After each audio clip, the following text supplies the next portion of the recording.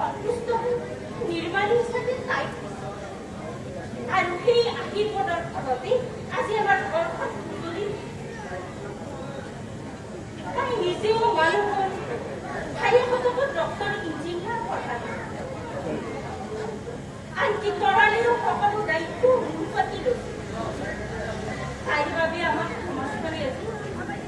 ভাল চকুৰে চোৱা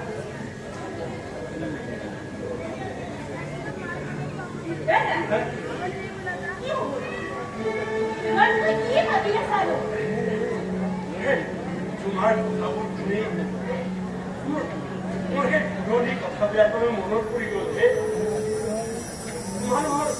মানুহৰ কিমান ককৰ্থনাৰ পিছতো আমি আমাৰ ঘৰখন ইমান যতনেৰে ৰাখিছোঁ তোমাৰ মনত আছে নে সেইদিন আছে কিয়